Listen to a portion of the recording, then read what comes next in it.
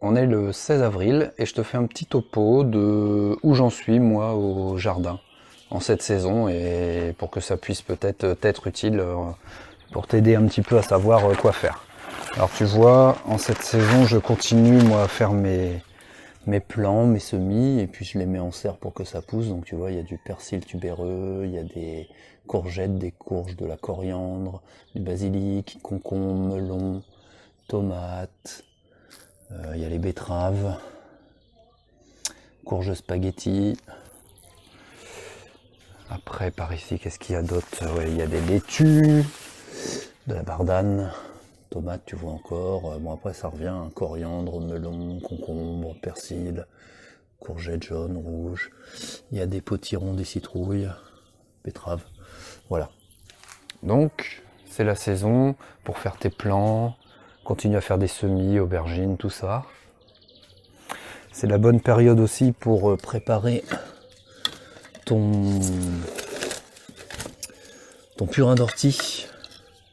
Bien mélanger tous les matins et tous les soirs si tu veux éviter que ça sente trop fort. Et donc ça, ton purin d'ortie, il te sera bien utile quand tu vas repiquer tes plants pour les booster au démarrage. Donc vraiment pour le démarrage, hein, parce que ça favorise la croissance. Mais après par contre, ça favorise pas la fructification. Donc pas trop bombarder, sinon après tu n'auras pas grand chose au jardin. C'est la bonne période aussi, tu récupères de l'ortie par exemple, des plantes sauvages, tu les utilises de ce fait là pour pailler tes arbres, tes fruitiers, tu vois.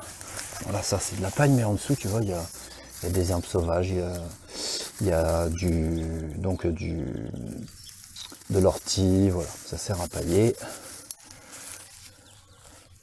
Tu peux déjà commencer à repiquer pas mal de choses, bon là parce que la saison est pas trop mal, elle est belle, donc là tu vois il y a des tournesols que je repique, il y a de la bardane. Alors attends, il y a des tournesols qui sont plus beaux là, parce qu'on est quand même dans les Hauts-de-France. Hein. Cette année c'est quand même assez exceptionnel de voir des tournesols aussi avancés au niveau de la croissance, aussi beaux. En mi-avril c'est quand même très tôt. En cette période c'est le moment aussi de commencer à surveiller ta rhubarbe. Puisqu'on va bientôt arriver à une première récolte pour la rhubarbe. Tu vas pouvoir couper et puis consommer déjà un peu de rhubarbe et puis après ça va repartir, il y aura une deuxième pousse. Au potager,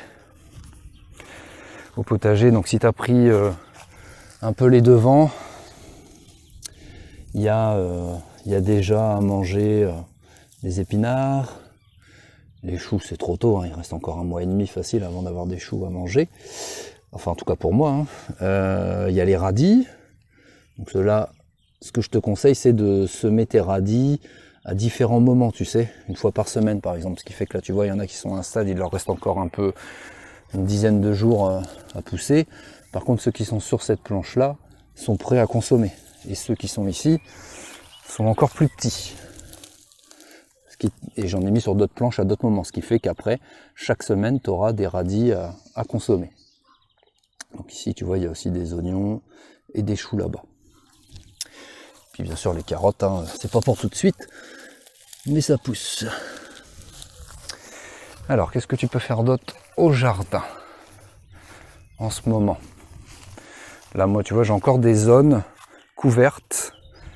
Cette zone-là, par exemple, je vais la découvrir et je mettrai en place mes planches pour repiquer mes tomates, mes plants, tout ça. Donc plutôt vers la mi-mai. C'est la période pour ici, j'ai mis il y a des pommes de terre, il y a des haricots. Et j'ai repiqué déjà aussi des petits maïs. Ce qui permettra de faire grimper les haricots dessus. Voire même par la suite de repiquer des courges que j'essaierai de faire pousser aussi sur mes maïs.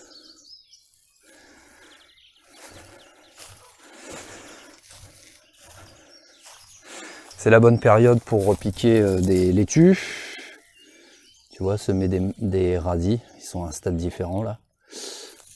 C'est le bon moment aussi, si t'en as pour repiquer. Tu vois, j'ai commencé à repiquer du fenouil. Donc il y en a un petit peu là sur cette planche, je vais en avoir d'autres à repiquer bientôt.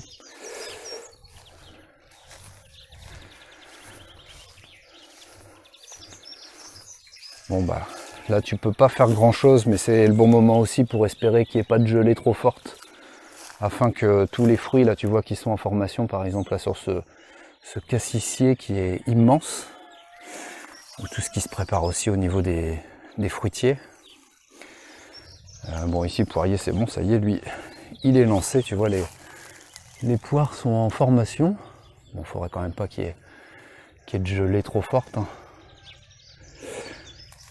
Donc espérer que tout ça se passe bien au niveau du temps.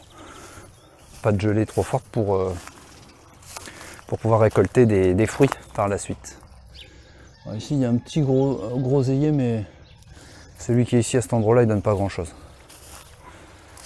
Alors moi tu vois c'est aussi la période pour moi pour surveiller un petit peu au niveau du poulailler, parce que c'est la période où les poules ont des envies de promenade, ont des envies d'ailleurs, donc j'ai dû déjà un petit peu consolider ma clôture, hein, les amis les poules.